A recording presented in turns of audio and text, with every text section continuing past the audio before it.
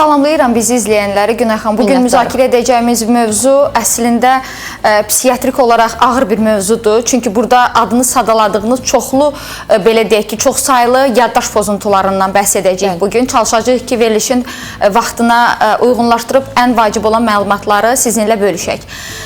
Ümumiyyətlə, yaddaş və unutqanlıq nədir və hansı halda sizin sözünüzə qüvvət, sadə halda, yəni unutqanlıq sayılır, hansı halda artıq ağır bir patologiya demensiya hesabı olunur. Bəli, ümumiyyətlə yaddaş nə deməkdir? Yaddaş bizim hər birimizin duyğu üzvlərimiz vasitəsilə, gözümüz vasitəsilə, gördüyümüz, qulağımız vasitəsilə eşitdiyimiz olan məlumatların qəbul edilməsi, həmin bu məlumatların yadda saxlanılması və lazımı gəldikdə isə bu məlumatların belə deyək ki, xatırlanması, yada salınması, istifadə olunması, ifadə olunmasına deyilir. Amma unutqanlıq nədir? Unutqanlıq zamanı isə artıq həmin bu məlumatları istədiyimiz vaxtı yada sala bilmirik, xatırlaya bilmirik, dilə gətirə bilib istifadə edə bilmirik və bu halda artıq yaddaş pozuntusundan bəhs edilir. Ümumiyyətlə, yaddaş pozuntusu dedikdə bir sıra növləri vardır ki, yaddaşın var, belə deyək ki, Günay xanım, amneziyalar var, yaddaş tamamilə itir. Bunun da növləri vardır ki, retrograd amneziya, antrograd amneziya, hipomneziya, paramneziyalar. Retrograd amneziyada qısa olaraq bunları deyəcəm, sadalıb keçəcəm ki, əsas mövzumuza gələr. Retrograd amneziyada şəxs keçmişdə olan, yəni travmadan keçmişdə olan hadisələri xatırlamaqda çətinlik çəkir də, yəni belə deyək. Antrograd amneziya zamanı şəxs yeni məlumatları yadda saxlamaqda, yəni belə deyək ki, çətinlik çəkir. Keçmişdə olan hadisələr daha çox yadında qalır. Bugün bəhs edəcəyimiz demensiyada da məhz bu yaddaş pozuntusundan bəhs edilir. Hipomneziyalar var, şəxsin yaddaşı tamamilə zəifləyir. Hiperimneziyalarda yaddaş tamamilə artmış olur, normadan artıq artmış olur. Paramneziyalar var ki, yaddaş təhrif olunur. Bunlara biz, bəli, konfabulasiyalar deyə bilərik. Belə deyək ki, xüsusi, belə deyək ki, uydurulmuş yaddaş deyək və yaxud da dejavu deyilir ki, müəyyən bir şeyi yaşayır, sanki bunu yaşamış kimi xatırlamış olur ki, nə vaxt elə bil bunu yaşamışam. Doktor, əvvəl məndə də çox olurdu dejavu. Sanki əvvəl insanlarda daha çox görülürdü dejavu və çox eşidirdik ətrafımızdan ki, məndə dejavu oldu, sanki bu hadisəni yaşamışam. Olub hər birimizdə. Müəyyən bir ilk dəfə bir yerə gedirsən, ağzına yeməyə qoyursan və birdən bu mənzərə, görüntü deyirsən, elə sanki mən burada bir dəfə olmuşam. Yəni bu çox eşidirdim insanlardan. Son günlər, bilməm, son illər mən bunu eşidə bilmirəm. Günay xanım, bu insanlarda yaranan nəyə bağlıdır? Çox saylı olaraq insanın həyat fəaliyyəti, iş fəaliyyəti o qədər çeşidli, gərgin olur ki, artıq o siz demişkən dejavülər belə xatırlana bilmir. Əgər lap onu yaşamısınızsa belə xatırlaya bilmirsiniz. Bu baş vermiş olan gündəlik iş rejiminin ağır olması, belə də iş fəaliyyətinin yorğunçuluğun olması, xroniki yorğunluğun olması, nəticədə diqqətin o istiqamətdə deyil, daha vacib olan istiqamətdə yönləndirilməsidir səbəb. Gözəl anlatdınız. Demək ki, ona görə mən son illər dejavu yaşamıram. Çünki gərgin çalışırsınız. Bəli. Digər bir yaddaş pozuntusu kimi qeyd edərdim, Karsakov sindromu, Karsakov psixozu. Bu nədir? Bu nə zaman müşahidə olunur? Uzun müddətli, belə deyək ki, xroniki olaraq alkoqol istifadə edən şəxslərdə və vitamin, xüsusən B1 çatışmazlığında, tiamin çatışmazlığında olur. Bu ağır bir yaddaş pozuntusudur. Bu zaman şəxsdə həm paranoyalar, şübhələr, sayıqlamalar olur, xüsusən də ki, alkoqol istifadə edən şəxslərdə olur və həmçinin də ki, burada da yeni konfabulasiyalar, yəni uydurumlu yaddaş müşahidə oluna bilər, yəni müəyyən bir hadisələri uydurmuş ola bilər, yəni bu formada müşahidə oluna bilər. Əsas gəlin biz yaddaş pozuntusu olan, belə deyək ki, var psevdodemensiya və demensiya. Bu haqda məlumat verək. Psevdodemensiya nədir? Adından məlum olduğu kimi yalançı yaddaş pozuntusudur. Hansı ki, bunları indi fərqləndirəcək bizim doktorumuz və Alzheimer xəstəliyi ilə bağlı bizə sual verən izləyicilərimizə səslənmək istəyirəm. Doğrudan da Alzheimer xəstəliyi demensiyanın bir növüdürmü və yoxsa ayrıca bir xəstəlikdir? Hal-hazırda sual verən izləyicilərimizə səslənirəm. Narahat olmayın, suallarınız səslənəcək. Qaynar xəttimiz 055-254-0106. Hal-hazırda isə doktorumuz bunların hər ikisini fərqləndirmək üçün müəyyən əlamətləri söyləyəcək. Müqayisəli şəkildə deyək ki, Günay xanım, Psevdodemensiya və demensiya. Psevdodemensiya adından məlum olduğu kimi yalançı yaddaş pozuntusudur. Demensiya isə bu həqiqi yaddaş pozuntusudur. Nəyə görə? Psevdodemensiya qəfildən belə deyək ki, qəfildən başlaya bilər, anidən başlayır, kəskin formada daxil olur. Demensiya isə tədricən yaranır, xronikləşir, klinik əlamətlər xəstəlikdə irəlilədikcə proqressivləşir, geri dönməz proses yaradır. Amma psevdodemensiya müalicə ilə geri dönəndir. Psevdodemensiya daha çox burada yaddaş, belə deyək ki, yalançı yaddaş pozuntusu olduğuna görə burada həqiqi yaddaş pozuntusundan bəhs edilmir. Burada diqqət dağınıqlığıdır. Şəxs diqqətini toplaya bilmir, diqqətini bir yerə cəmləyə bilmir, diqqət defisiti, diqqət dağınıqlığı yaranır. Və bu ən çox psixiatrik pozuntulardan major depressiv epizod, posttraumatik stres pozuntusu, belə deyək ki, müşahidə oluna bilər həyəcan təşviş pozuntusu, anksiyete zamanı, OKP, yəni obsessiv kompulsiv pozuntu, dissosiativ konversiyon pozuntu, həmçinin ruhu xəstəliklərdən, şizofreniyada, bipolar affektiv pozuntuda, bayaq qeyd etdiyim Korsakov psixozu, Korsakov sindromu zamanı müşahidə edilə bilər. Psevdodemensiya. Bəli, psevdodemensiya, yəni yalancı, bu geri dönən bir prosesdir. Psixiatrik xəstəlik müalicə olunduqda artıq bu bərpa oluna bilir, geri dönən bir prosesdir. Müalicə ilə güldürücü nəticələr əldə etmiş ola bilirik. Yəni bu insanlarda da unutqanlıq müşahidə olunur. Sanki bir dalğavari şəkildə ola da bilər, olmaya da bilər. Gedib gəlir zamanlar. Hamıya şamil olunmur. Ola da bilər, olmaya da bilər. Adətən bu nevrotik pozuntularda və psixiatrik pozuntulardan adını sadaladıqlarımda olur.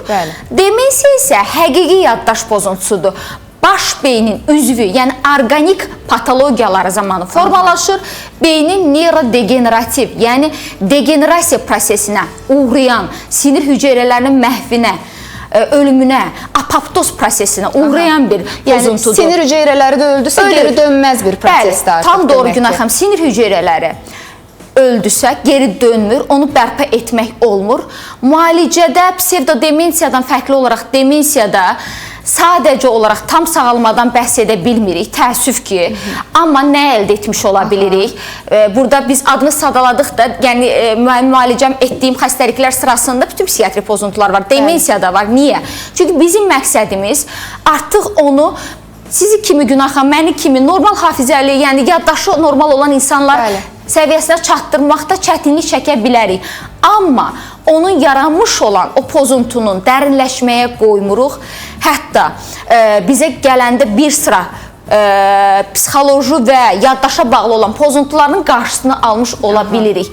Dərinləşməyə qoymuruq, indi deyəcəm hansı proseslər olur. Əsas məsələ də budur ki, bu insanda bu ağırlaşma ilə nəticələnməsin. Bəli, yəni ağırlaşma olmasın. Çünki tamamilə özünü unuda bilər artıq bu insan. Demensiya ümumiyyətlə elə bir xəstəlikdir ki, bax, sadalayacam adlarını.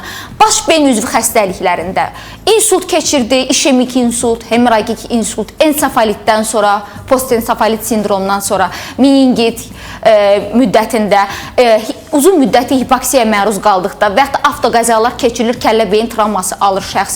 Yəni bu zaman müşahidə olunur və beynin ağır, geri dönməz, çətin müalicəyə tabe olan yaddaş pozuntusudur demensiya.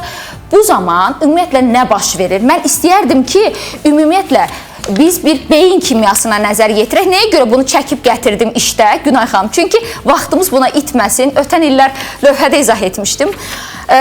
Çalışacağım indi bunu kağız üzərində bizi izləyən izləyicilər. Buyurun doktor, diqqətlə dinləyirik. Bəli, mən kağızımı çəksə kamera. Mən o vaxta kimi doktorun əlaqə nömrəsində vurğulayım. 050-377-54-22 elə eyni nömrənin 099-u da aktivdir. Yeri gəlmişkən son günlərdə bizim dəyərli həkim psixiatrımızın nömrəsini məndən çox istəyirlər. Müxtəlif mövzularda və bayaq oxudum o diaqnozları və təbii ki, elə ilk mərhələdə həkim psixiatra müraciət etmək ən gözəlidir. Və mən çox sevinirəm ki, artıq insanlar özlərində müəyyən əlamətləri hiss edəndə, ailə üzvlərində, yaxınlarında müəyyən əlamətləri hiss edəndə artıq bilirlər ki, hansı ixtisaslı həkimə müraciət etmək lazımdır. Çünki həkim psixiatr yoluna gəlib çıxmazdan öncə onlarla həkimin qəbulundan keçib, onlarla müayinədən, analizdən, MRT-dən, KT-dən hətta keçən pasientlər, insanlar, izləyicilərimiz var və son anda artıq onları doğru bir ixtisaslı həkim yönləndirir ki, sənin problemin bu problem sənin problemin psixoloji problemdir, həkim psixiatra müraciət elə. Ona görə əlamətləri diqqətlə dinləyirik. Əsas məqsədimiz doğru əlamətləri sizə çatdırıb diaqnoz qoymaq deyil məqsədimiz. Əsas məqsədimiz sizi doğru həkimə yönləndirməkdir. Yəni bu tip əlamətlər yaşanırsa həkim psixiatra yönəlməyiniz vacibdir. Bizimsə həkim psixiatrımız doğrudan da dəyərli, öz sözünü demiş, pasientlərinin üzünü güldürən, onları yenidən həyata qaytaran, ümid verən, həyat eşqini artıran. Ötən verilişlərimizin birində bir bəy izləyicimiz zəng vurdu. Mən bunu hər dəfə vurğulamaq istəyirəm. Nəyə görə? Çünki elə bir ixtisasda çalışırdı ki, o hətta söylədi ki, mən deməyəcəm harada çalışıram. Biz bilirik həkimimizlə sonradan danışandan sonra ki, o hansı pasientdir və o pasient söylüyor ki, mən tamamilə həyatdan əlimi üzmüşdüm. Yaxınlarım artıq düşünürdülər ki, belə deyəcəm, dırnaq içərisində məndən insan olmayacaq. Amma doktorumuzun elə ilk müalicəsi sayəsində 2 həftənin sonunda artıq üz güldürücü nəticələr əldə etdi və o insan artıq iş başındadır, çox da belə yüksək peşə sahibidir, yüksək vəzifədədir və işini davam etdirir sizin sayənizdə, doktor. Hər dəfə zəng vurur, hər dəfə yazır, təşəkkür eləyir və söylüyor ki, mən bunu itirə bilmərəm. Doğrudan da nəticələriniz çox gözəldir. 2026-cı ildə də sükanı belə saxlayın. Bu yolda yardımcı olduğunuz üçün sizə dərin təşəkkürümü bildirirəm. Biz öz, belə deyək ki, bu hər dəfə də yazırlar ki, maarifləndirici. Biz bütün verilişləri çalışırıq ki, vaxtında həmin gün artıq YouTube kanalına yerləşdirmiş oluruq. Bunun üçün sizə dərin təşəkkürümü bildirirəm, Günay xanım, bizə bu fürsəti yaratdığınız üçün. Var olasınız, mən təşəkkür edirəm. Buyurun, doktor. Ümumiyyətlə, mən birinci növbədə demensiya baş verənə qədər normada sinir hüceyrələrində hansı proseslər icra olunur, o haqda məlumat vermək istəyirəm. Yəni, normal insan beyni necə fəaliyyət göstərir, beyin kimyasında hansı proseslər icra olunur. Sinir hüceyrələrinə biz neyronlar deyirik. Adını eşitmişsiniz, bu sinir hüceyrəsi deməkdir. Sinir hüceyrəsi məhv olduqda yenidən bərpa edilmir. Hər bir sinir hüceyrəsi, burada qeyd etdiyim kimi çəkmişəm, deməli, hər bir sinir hüceyrəsinin, neyronun, bax bu şaxəli dendrit hissəsi var, cismi var, uzun qeyd etdiyim burada akson hissəsi var və aksonun ucları var. Bizim yaddaşımızın davam etdirilməsi üçün, diqqətimizin davam etdirilməsi üçün, orqanizmdə bütün funksiyaların icra olunması üçün bu neyronlar bir-biri ilə əlaqəyə girməlidir. Əgər bu əlaqə pozulsa, insanın artıq, belə deyək ki, beyni məhv olmuş ola bilər. Bu zaman bir neyronun aksonu ilə digər neyronun dendriti əlaqəyə girir.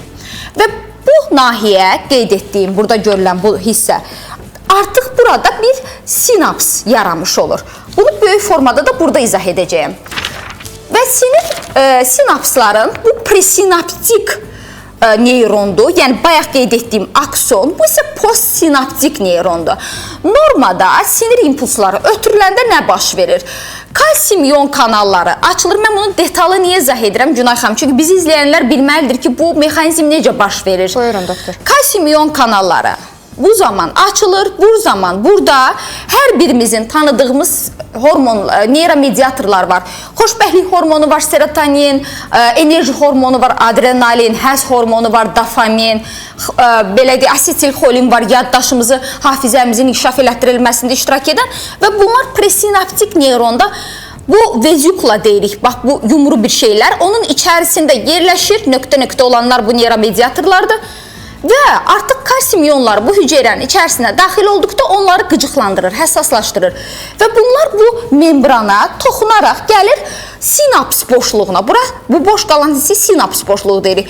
Buraya ifraz olunur və nəticədə postsinaptik bu dediyim neyrona toxunaraq burada natrium ion kanallarının hüceyrəyə daxil olması artır və nəticədə bəlkə də eşidiblər normal fiziologiya, insanın fiziologiyası deyirik, hiperpolarizasiya baş verir, membran həssaslığı artır.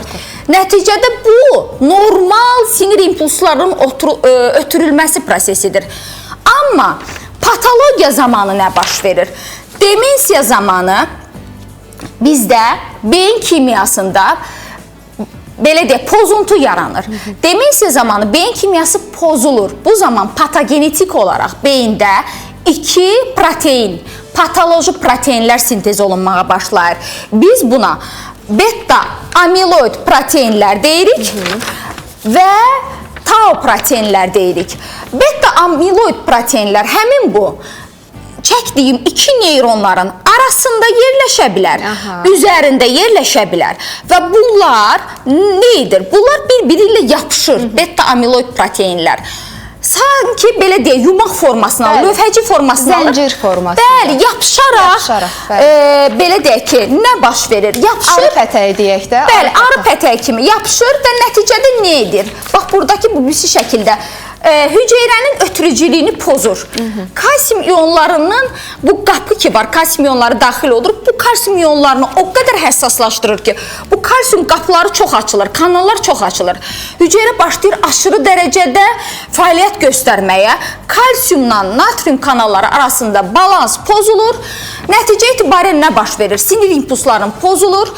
Hüceyrənin ölümünə, apoptozuna, məhvinə gətirib çıxarır və artıq burada patogenetik yaddaş pozuntusu olur.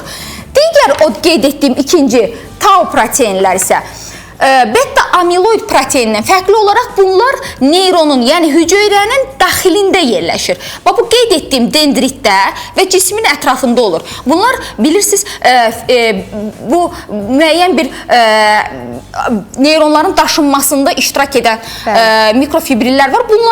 Bunlarla birlikdə belə deyək, onların üzərinə oturur. Bunlarda tau proteinlər çox fosforlaşanda nə edir? Artıq öz funksiyasını icra eləmir. Lövhəcik şəklində bir-birinin üstünə toplanır, eyni beta belə deyək, amiloid proteinlər kimi.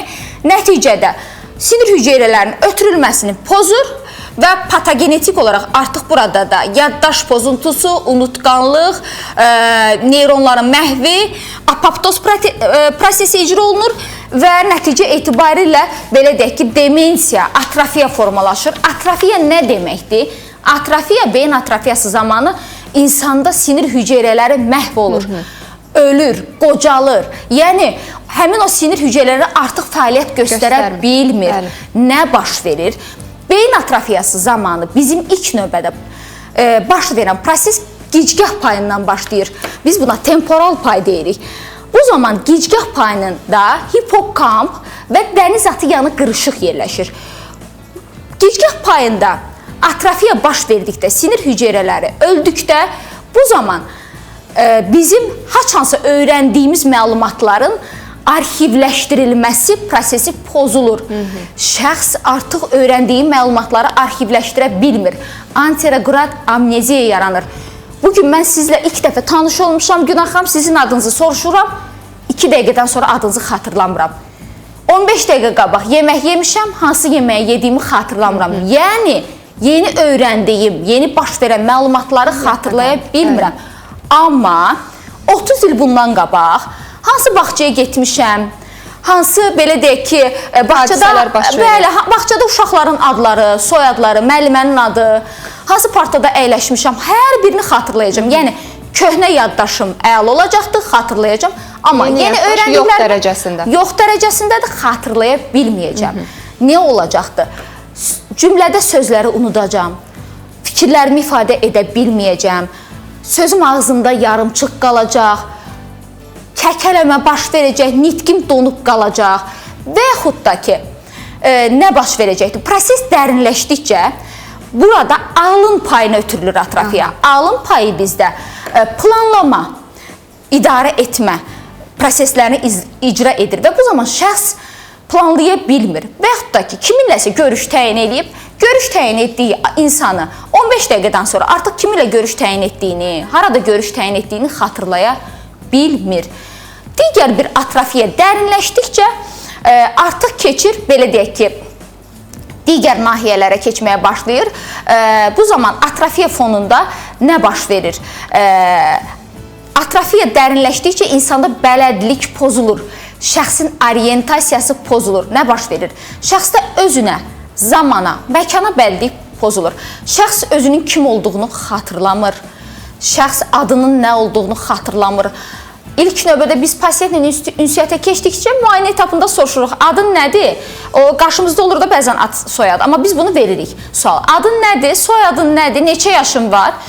Bu artıq bizim bələdliyi yoxlamaq üçündür. Şəxs adını xatırlamır. Şəxs zamana qarşı bələdlik pozulur. Neçənci il olduğunu, özünün hansı ildə doğulduğunu, neçə övladının olduğunu, övladlarının adını xatırlamır. məkana bələdlik pozulur. Bu zaman şəxs nə baş verir? Harda olduğunu xatırlamır. Evdədirsə deyir xəstəxanadayam və yaxud da ki çöldəyəm. Xəstəxanadadırsa adətən müayinə etapında travmalardan sonra görürük. Deyir bilmirəm hardayam, evdəyəm. Bura haradır? Yəni hətta ağ xalatlı həkimlərin belə, formada olan geyimlər, insanların belə kim olduğunu belə məlum edə bilmir. Bu şəxslər nə söylür Günay xanım? Adətən pasiyentlərin dilindən mənə evimə aparın, bura mənim evim deyil. Öz evlərini belə evi saymır. Hardasa olduğunu düşünür və yaxud da ki, nə edir? Bunlarda bir çaşqınlıq yaranır. Nə ilə bağlı olaraq? Öz atasın, məsəl üçün, övladına atam deyəcəkdir, oğlan övladına, qız övladına anam deyəcək, həyat yoldaşına bacım deyəcək. Pozuntu yaranmağa başlayır. Yəni, ailə üzvləri artıq bu mərhələdə bu hadisələri, bu əlamətləri müşahidə edəcəklər. Erkən mərhələdə bu əlamətlər ola bilərmi Aytan xanım? Erkən mərhələdə adətən Günay xanım, bunlar unutqanlıqla yaranır. Nə ilə yaranır? Daha çox bizim qorxduğumuz unutqanlıq və hər kəsin son illər daha çox işlətdiyi heç yadımda qalmır, sanki yaddaşım yerində deyil, hər şeyi unuduram. Cümlədə söz yadından çıxır və yaxud da ki, əgər evdar xanımdırsa, çaynik qoyubdur qazın üzərinə, belə deyək ki, yanlı qalacaq, bişirdiyi yemək yanlı qalıb, unudacaq ki, bunun belə deyək ki, söndürmək lazımdır, evdə yanğınlara səbəb olur bəzən. Deyir, doktor, evdə tək qoyub gedə bilmirik və yaxud da gedəcək, yoldan geri qayıdacaq Günay xanım. Hansısa əşyanın unutduğunu düşünüb geri qayıdana qədər hansı əşyanın artıq unutduğunu xatırlaya bilməyəcəkdir. Doktor deyir, anam eyni sualı gün ərzində dəfələrlə verir, amma sonra yadına düşmür. Bu da demensiya ola bilərmi? Anası neçə yaşındadır? 52 yaşındadır. Bəli, erkən başlamış demensiya ola bilər. Çünki artıq 45 yaşın üzərindədirsə, burada bir həyəcan təbili çalmaq lazımdır. Burada depressiya fonunda olan demensiyadan bəhs edilmir. Çünki orada artıq sualın verilmə xarakterindən məlumdur ki, artıq burada belə deyək ki, demensiya tipli yaddaş pozuntusundan bəhs edilir. Və daha bir izləyicimiz atası ilə bağlı yazır. 60 yaşı var atamın deyir. Tez-tez unudur adları, amma gündəlik işlərini görür. Neçə yaşındadır? 60 yaşında. 60 yaşındadırsa, bəli. Belə deyək də Günay xanım, risk faktorları arasında şəxsin 60-65 yaş üzərində olması, şəxsin həmçinin genetik faktorları burada önəmlidir. Yeri gəlmişkən suala uyğun olaraq vurğuluyum. Burada genetika önəmlidir. Niyə önəmlidir Günay xanım?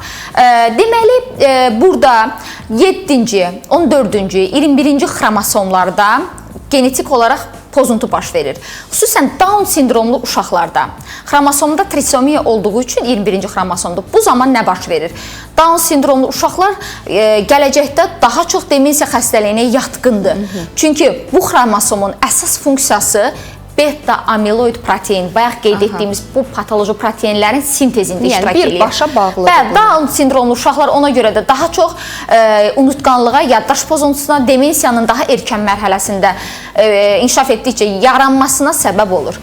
Doktor, çox maraqlı mövzudur. Suallar da həddindən artıq çoxdur. Tamaşaçılarımız da çox aktivdirlər. Minnətdaram hər birinizə. Həftənin ilk günündə, həftənin başlanğıcındayıq. Buna baxmayaraq aktivsiniz, suallar yazırsınız, göndərirsiniz. Hər bir sualı səsləndirəcəm, söz verirəm. Öncə doktorun əlaqə nömrəsini xatırladım. 050 377 54 22, eyni nömrənin 099 377 54 22. Qısa ara elə eyni mövzu ilə və sizin suallarınızla davam edəcəyik.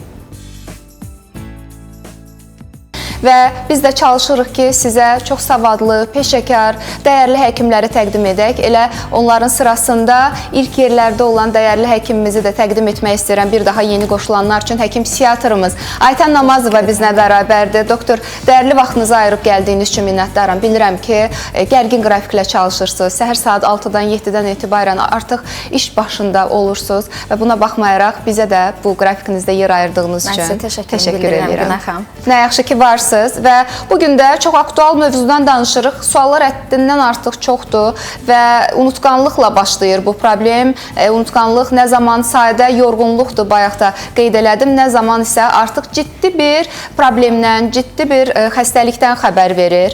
Demensiya nədir, beyin atrofiyası nə deməkdir, Alzheimer xəstəliyi hansı mərhələlərdə inkişaf edir? Geniş və ətraflı bugün verilişimizdə biləcəksiniz. Mövzudan kənar sual yazan izləyicilərimizə də səslənirəm. Qaynar xəttimiz sual suallarla doludur. Narahat olmayın, səsləndirəcəm, amma gözümdən qaça bilən suallar ola bilər və yaxud da ola bilər təkrar sual olsun.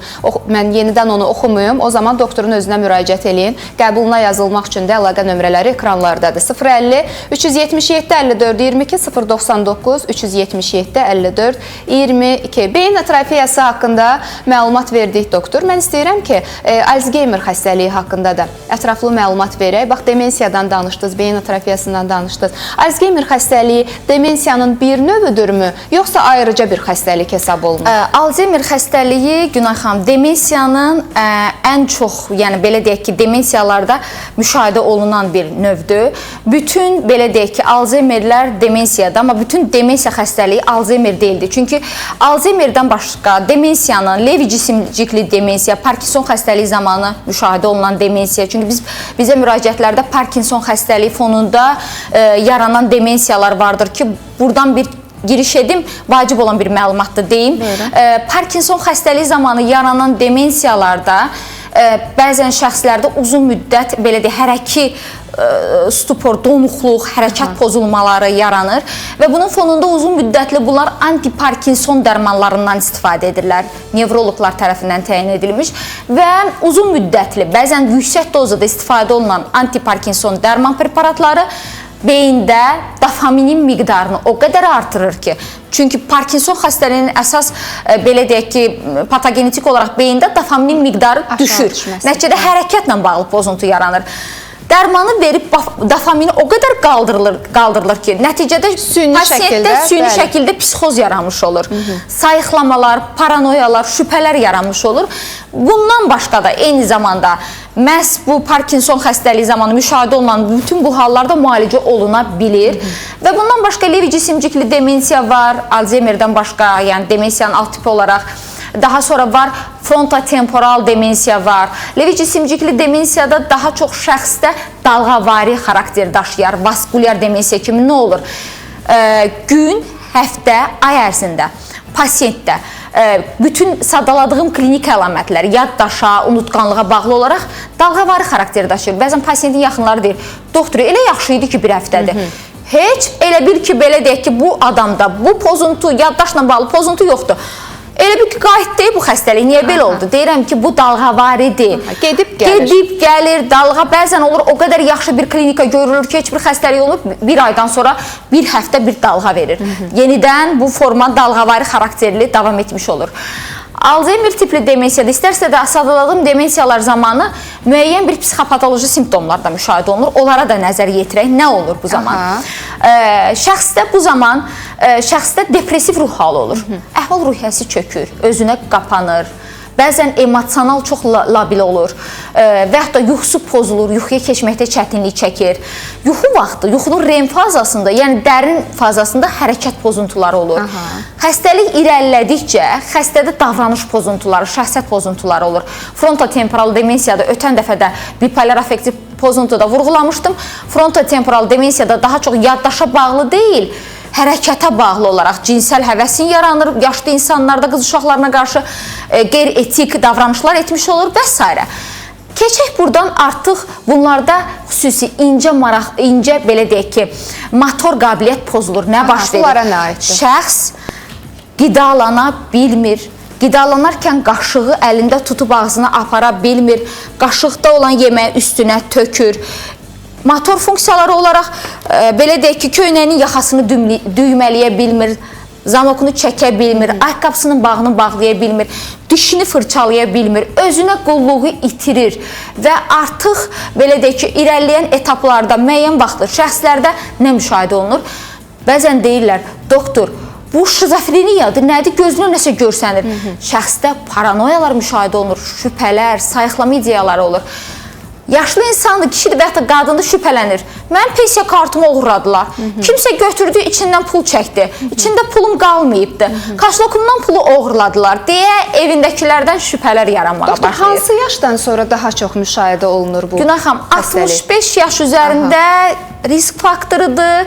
85 yaşda daha çox görülür, amma 65 bəzən erkən başlamış.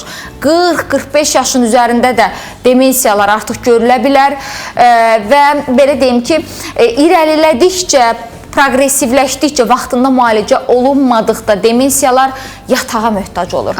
Şəxsdə qeyri-iradi, sidik, nəcis ifraz olur, yerini batırır, möhtac qalır yatağa. Bu da birbaşa o hissə ilə, beynin o hissəsi ilə bağlı olduğuna görə. Bəli, beyin funksiyaları artıq axır sinir hüceyrələri məhv olur. Bizim hər birimizin də bizi idarə edən sinir hüceyrələridir. Sinir hüceyrələri məhv olduqda artıq hissiyat itir.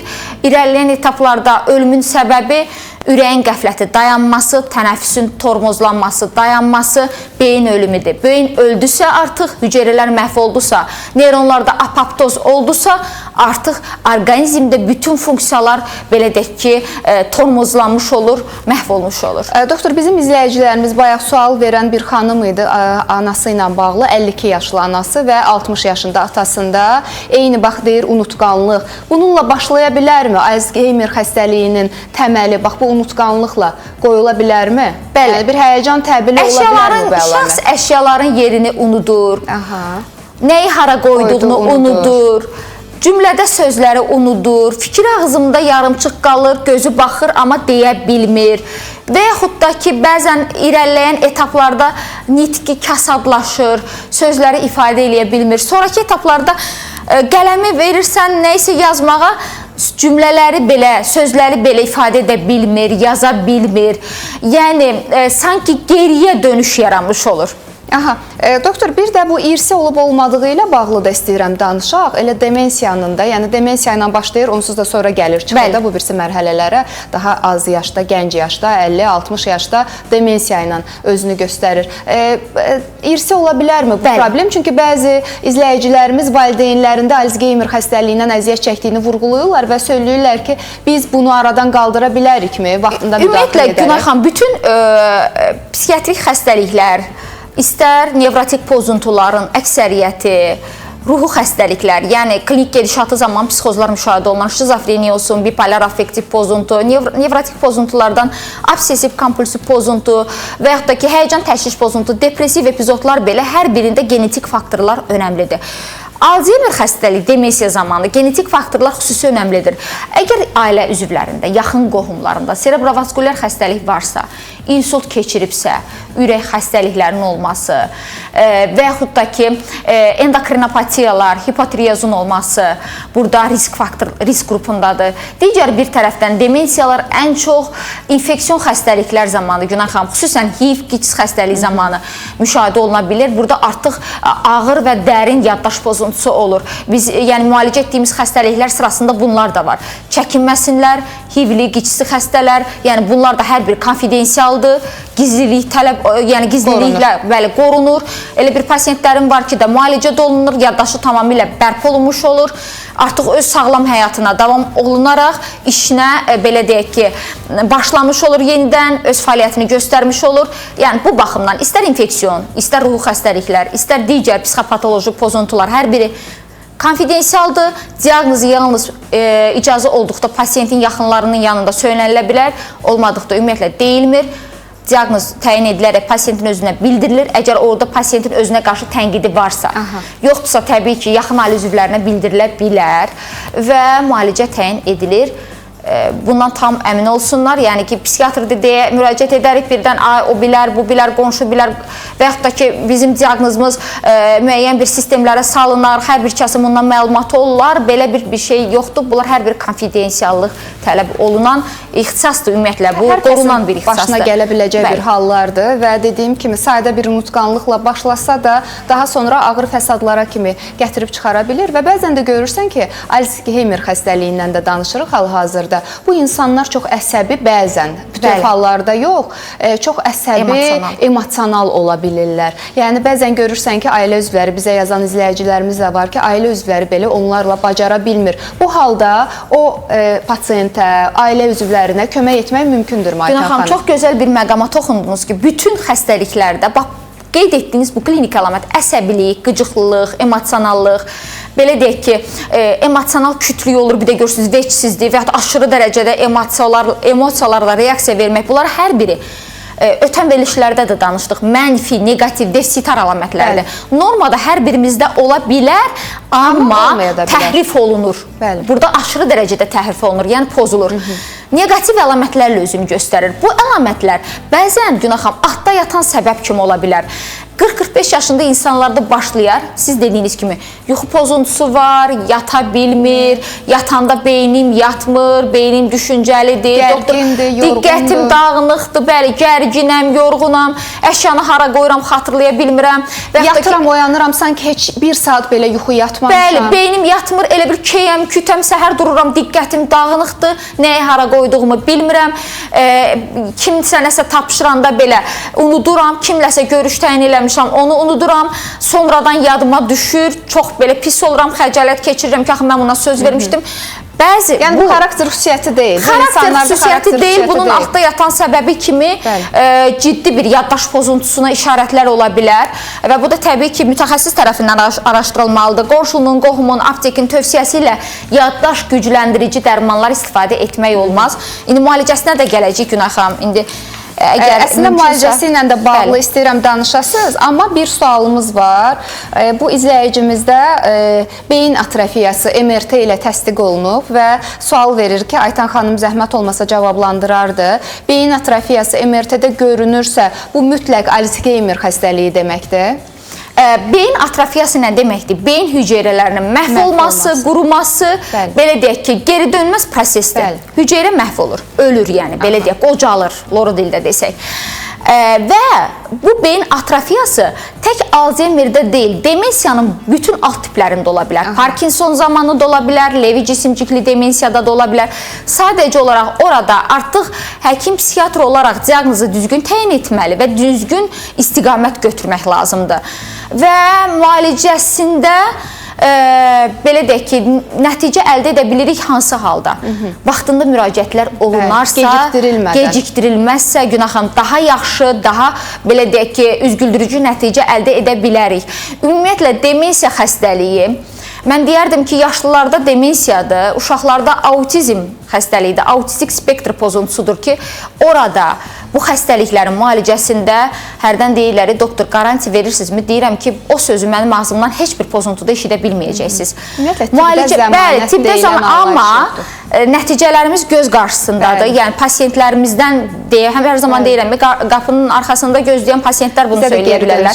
Bəli, dediyiniz kimi var, çox savadlı həkimdir, çox diqqətlə dinləyir, doğru diaqnoz qoyur. Dəfələrlə müxtəlif ixtisas həkimlərinə müraciət etmişik. Amma Aytan xanım elə ilk görüşümüzdə doğru diaqnozu qoyaraq doğru müalicə etdi. Xəstə yaxınları da yazır, bəzən elə həmin pasiyentlərin özləri yazır, zəng vurur. Mən çox sevinirəm ki, bizim üzümüzü ağ edən həkimlərimizdənsiz, doktor. Ümumiyyətlə, psixiatriyada bütün tibbi sahələrdə qızıl standart var. Düzgün diaqnozu təyin etməli, düzgün dərman seçməli və düzgün dozada istifadə etmək lazımdır. Çünki düzgün diaqnoz artıq müalicənin yarısının geridə qaldığı deməkdir. Düzgün diaqnoz olmazsa, yüzlərlə preparat qəbul elə, psixoterapiyaya yazıl, yəni bu heç bir nəticə verməyəcək. Amma doğru diaqnoz olarsa, o zaman çox gözəl nəticələr də əldə edər. Bir də insanlar girirlər bu sosial platformalara, sosial şəbəkələrə, yazırlar ki, məndə bu hal və çox qorxuducu, çox təhlükəli bir xəstəliklərin adları çıxır və sonra çəkinirlər həkimə getməkdən. Burada həkim qorxusu lazım deyil. Burada xəstəliyə gec qalmaq qorxusunu işə salın, vaxtında müraciət edin. Bax, bu pasiyentə, bu izləyicimizə də, mən də artıq həkimlərin dilində danışıram, bu izləyicimizə də səslənmək istəyirəm ki, o MRT-də beyin atrofiyası görünən izləyicimizə vaxtında artıq bu atrofiyası başlayıbsa, daha böyük sahələri əhatə etməsin deyə vaxtında qarşısını alıb müalicə etmək lazımdır. Heç çəkinmədən doktorumuza müraciət edə bilərsiniz. 050-377-54-22, 099-377-54-22. Buyurun, doktor, elə müalicəsi barəsində danışaq. Beyin atrofiyası, belə deyək ki, demensiyalar, Alzheimer xəstəliyin müalicəsində əlimizdən qədər və artıqlamasına köməklik göstərməyimizdə səbəb nədir? Prosesin dərinləşməyinin qarşısını almaq, progressivləşməyinin, klinik əlamətlər dərinləşməyinin qarşısını almaq, şəxsin gələcəkdə yatağa möhtac qalmasının, belə deyək, bayaq qeyd etdiyim fizioloji aktlarda qeyri-iradi sidik nəcis ifrazının, hərəkətinin məhdudlaşmağının qarşısını almaqdan ibarətdir. Hətta müalicəmiz etapında 1 ayında, 3 ayında artıq pasiyentlər görürlər. Əvvəlki yaddaş pozuntusu yoxdur. Artıq əvvəlcə deyir ki, doktor sözləri deyə bilmirdi, şu cümlələr qura bilir, yadından çıxırdı, artıq deyə bilir. Bu formada beyni fəaliyyəti bərpa olur. Beyin fəaliyyətini canlandırmış oluruq. Fəaliyyətin beyni belə deyək də, Günay xanım, çökməyə izin vermirik dərmanlarla. Canlandırmış oluruq, klinik əlamətlərin dərinləşməyinin qarşısını almış oluruq. Əsas məsələ də bax budur. Bəli. Burada nədən istifadə olunur? Burada əsas bizim molekulyar dərmanlarımız var ki, onlardan istifadə olunur ki, yəni digər ixtisaslı həkimlərin və yaxud da ki, sizin ətrafınızda olan insanların hansısa bir tövsiyəsi ilə qəbul etdiyiniz beyin qidalandırıcı dərmanlar, sistemlər, vitaminlər, bunların heç bir beyin atrofiyasında, demensiyada, Alzheimer xəstəliyi zamanı heç bir effekti yoxdur. Sadəcə olaraq boşuna olaraq istifadə edəcəksiniz 15-20 gün. 15-20 gündən sonra biraz bərpa olunacaq, düzələcək. Deyəcəklər ki, doktor elə yaxşı idi ki, 15-20 gündən sonra yenidən həmin klinik əlamətlər baş qaldıracaqdır. Təyin etdiyimiz müalicə qalıcıdır, uzun müddətlidir. Klinik əlamətləri geri, belə deyək ki, yenidən geri qayıtmasının qarşısını almış olacaq. Burada nədən istifadə oluna bilir? Proses burada, mən burada göstərim. Buyurun, doktor. Bizim əsas yaddaş hafizəmizdə iştirak edən neyromediator asetilxolindir.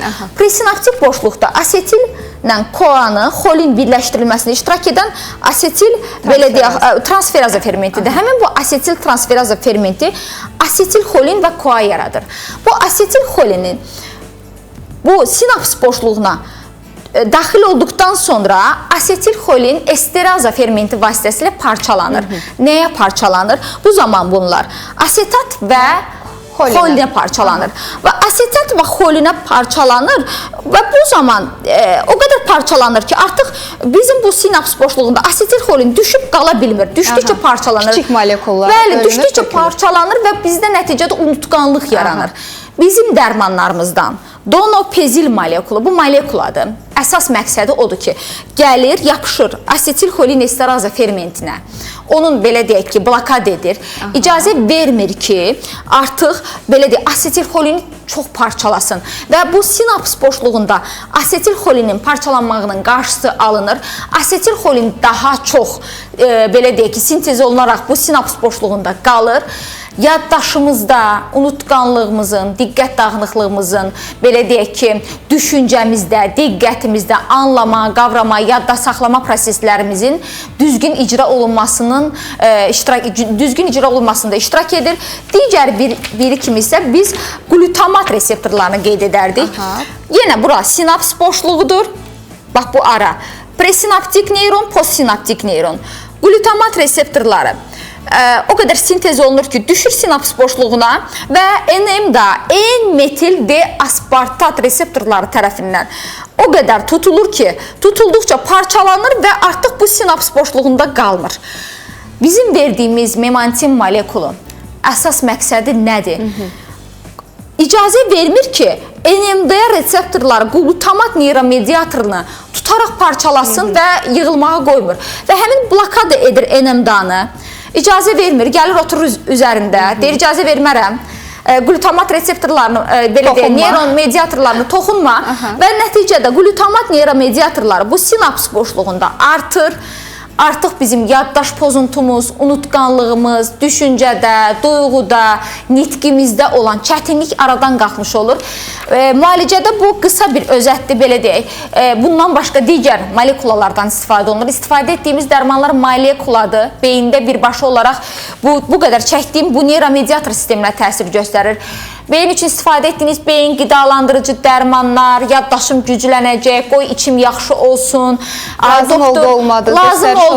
İstifadə etdiyiniz dərmanların sizə zərərindən başqa bir faydası olmayacaqdır. Nə də ki, sizin yaddaşınızı gücləndirməyəcəkdir. İstifadə etdiyimiz dərmanlar molekulyardır və dünyanın hər bir ölkəsində istifadə olunacaq molekulyar dərmanlardır. Yəni, bunlar bioloji, bitkisel dərmanlar deyil ki, müvəqqət xarakter daşısın. Doktor, söz verdim ki, suallardan oxuyacağım. Yenə istəyirəm ki, qaynar xəttimizdən suallardan səsləndirim. 0076, xoş gördük, uğurlar, çox faydalı verilişdir, təşəkkür edirəm. Biz də təşəkkür edirik sizə. 87 yaşlı nənəmdə yaddaş pozuntusu və bir də olmayan hadisələri olmuş kimi qəbul etdirməyə çalışır. Bu yaşda sağala bilərmi? Çox sayılı müalicələr etmişik, faydası yoxdur. Yemək yeyir, hətta unudur. Yenə get-gedə daha artır, xroniki hala düşüb. Təşəkkürlər öncədən. Mən təşəkkürümü bildirirəm izləyiciyə. Diqqətlə bizi izləyir və suallar verir. Təbii ki, 87 yaşında gecikmiş demensiya formalaşıbdır. Yəni gec mərhələdə yaranıbdır.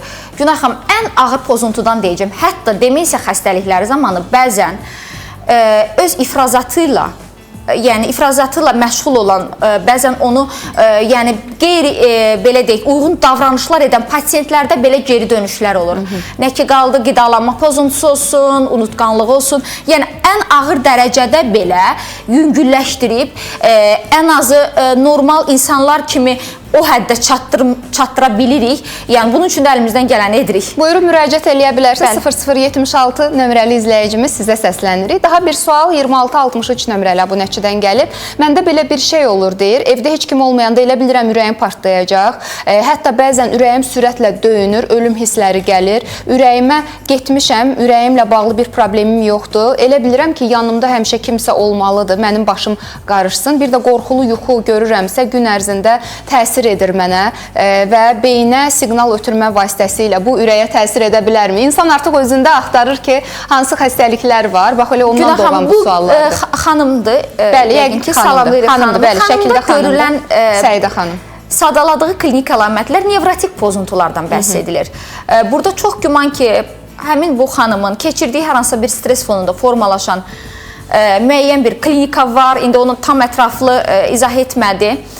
Burada bir böyük bir həyəcan təşviş pozuntusu, adda yatan səbəb kimi yəqin ki, depressiv fon var, panik həmlələr olur, daim o qorxular yaşamış olur və yaxud da ki, evdə tək qalmaq qorxusunun olması. Bunların adda yatan səbəb kimi hər hansı bir stres faktorudur, təşviş pozuntusundan və yaxud da depressiv, qarışıq həyəcan və yaxud da depressiv pozuntudan bəhs edilə bilər və tam müalicə olunaraq sağalan bir xəstəlikdir. Belə deyək də, yəni bugün danışdığımız mövzu üçün bu çox yüngül bir xəstəlikdən bəhs edirik. Amma müraciət eləyə bilərsiniz. Səidə xanım idi, səhv etmirəmsə adı və 7826 nömrəli izləyicimiz, abunəçimiz deyir ki, qızı ilə bağlı yazır. Mənim qızımda ağır depressiya pozuntusu var. 2-ci aydadır.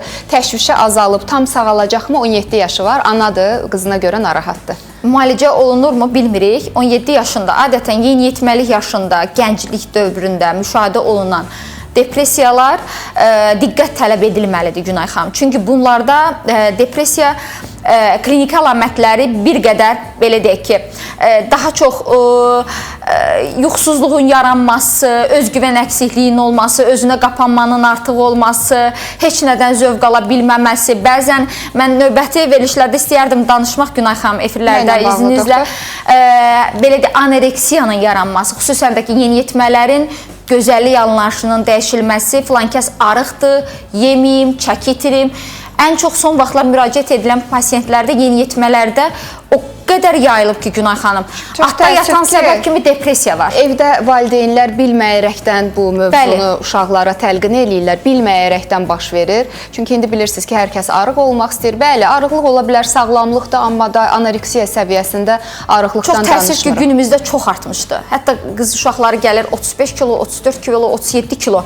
Yəni yaşlarının 20, 25, 30 yaşında olmağına baxmayaraq sürətlə çəki itirməyə başlayırlar. Burada artıq bir həyəcan təbili çalmaq lazımdır. Ona görə özünüzü və yaxınlarınızı diqqətdə saxlayın, dəyişiklikləri kiçik hesab etməyin. Xüsusən də bugün danışdığımız mövzularla bağlı erkən diaqnoz həyat keyfiyyətinizi qorumağın əsas şərtidir. Əziz tamaşaçılar, bizimlə bərabər həkim psixiatrımız Aytən Namazova idi. Bir daha təşəkkür eləyirəm sizə. Dəyərli vaxtınızı ayırıb gəldiyiniz üçün 050 377 54 22 099 377 54 22 həkim psixiatrımız Aytən Namazovanın qəbuluna yazılmaq üçün, ona suallarınızı ünvanlamaq üçün əlaqə nömrəsini elə ekranlarda da görürsünüz. ATV Xəbərin 14:00 buraxılışını izləyəcəyik. ATV Xəbərin günorta buraxılışından sonra daha bir mütəxəssisimizlə yenə sizə faydalı olmağa çalışacağıq. Diqqətiniz bizdə olsun.